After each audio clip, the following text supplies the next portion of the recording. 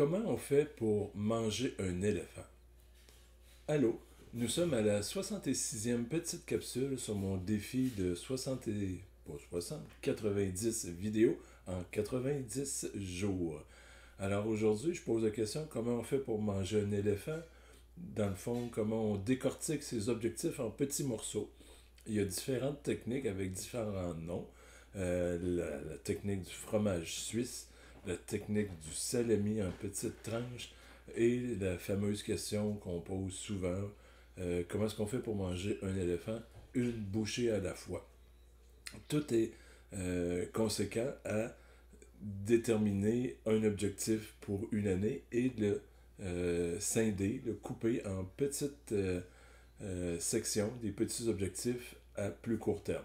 Exemple rapide, on voudrait augmenter ses revenus de 1200$ dans la prochaine année.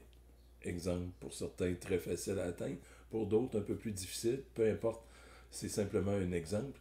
Donc, 1200$ dans une année, pour certains, des fois, ils vont dire « Oh, je vais attendre, c'est trop simple, je vais attendre à la fin », puis ils vont attendre trop longtemps pour l'atteindre, ils ne l'atteindront pas.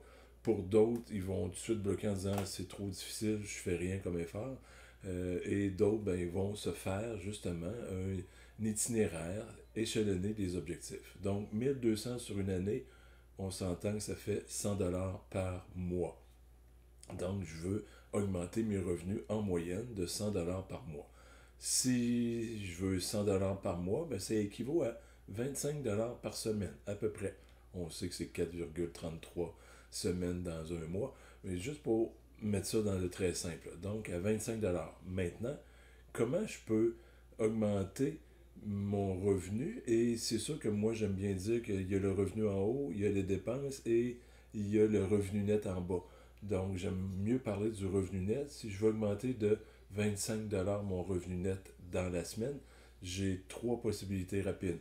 Augmenter mes revenus de 25$, diminuer mes dépenses de 25$, ou faire un combiné des deux. Augmenter un petit peu, diminuer un petit peu. Mettons 12$ et demi d'augmentation de revenus, une demi-heure, une heure de travail supplémentaire, ou couper une dépense, je sais pas, un abonnement qui coûte 12$ par semaine.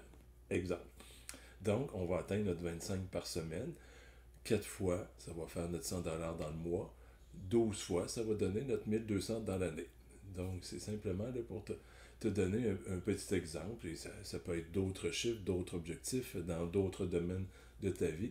Le principe demeure toujours le même, de décortiquer ses objectifs de l'année en petites sections, en petites bouchées, une bouchée à la fois et un pas à la fois pour atteindre nos objectifs. J'espère que ça t'a aidé. Si tu as trouvé de la valeur dans ce que je viens de te dire dans cette petite capsule, ben, je te demande simplement de partager pour que d'autres puissent bénéficier de ces petites astuces et trucs que je donne.